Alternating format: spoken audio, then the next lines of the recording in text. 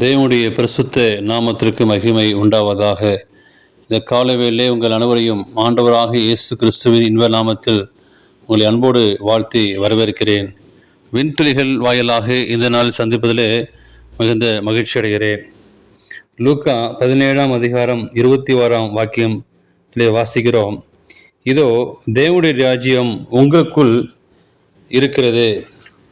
இந்த நாளின் செய்தியின் தலைப்பானது நாம் பரலோக வாசிகள். தேவனுடைய பிள்ளைகளாகிய நாம் நேற்றும் இன்றும் என்றும் பரலோக வாசிகளாக இருக்கிறோம். நாம் பரலோக வாழ்வை வாழ வந்தவர்கள். இப்பொழுது பரலோகத்தை சேர்ந்தவர்கள். பாவத்தின் நிமித்தம் நம்முடைய முதல் பெற்றோர்கள் பரலோக வாழ்விலிருந்து தள்ளப்பட்டார்கள். ஆனாலும் தேவன் நம்மை முற்றிலுமாய் தம்மிடமிருந்து தள்ளிவிடவில்லை. நாம் தேவனிடத்தில் கொண்டிருக்கும் விசுவாசத்தினால் இன்றும் பரலோகவாசிகள்தான். எப்படி என்றால், இன்றைக்கு கொடுக்கப்பட்டுள்ள வேத வாக்கியங்கள், அந்த வேத வாக்கியத்தின்படி பரலோக ராஜ்யம் நமக்குள் இருக்கிறது. நாம் இயேசு கிறிஸ்துவை தம்முடைய சொந்த இரட்சகராய் ஏற்றுக்கொண்டு அவர் தம்முடைய வேதத்தில் வகுத்து கொடுத்த பாதையில் நடக்கும்போது அவர் நம்மில் வசிக்கிறார்.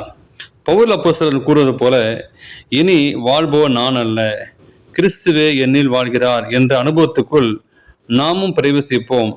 அப்பொழுது பரலோகத்தின் சமாதானம் நம்முடைய இருதயத்தை ஆட்கொள்ளும். அந்த பரலோகத்தின் சந்தோஷத்தை நாம் சிறிது சிறிதாக ருசிக்க ஆரம்பிப்போம். நாம் பெற்ற அந்த சமாதானத்தையும் சந்தோஷையும் நாம் பிறப்பிடமும் பகிர்ந்து கொள்ள ஆசைப்போம். அப்பொழுது நாம் வசிக்கும் இல்லங்களும் சிறு பரலோகத்தை போன்றே காட்சியளிக்கும். பரலோக வாழ்வை ஒரு சிறிய அளவில் நாம் இந்த பூலகத்திலே அனுபவிப்பதாக இருப்போம்.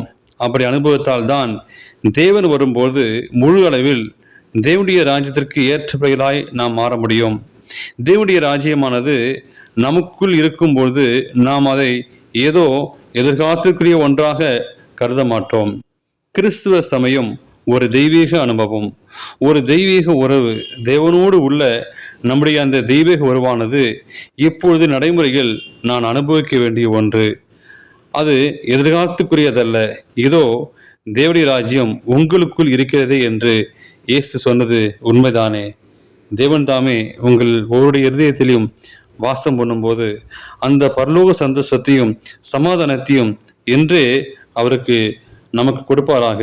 அப்படி ஆசீர்வாதத்தை நாம் பெற்றுக்கொள்வோம். தேவன் தாமே உங்கள் ஒவ்வொருவரையும் ஆசீர்வதிப்பாராக.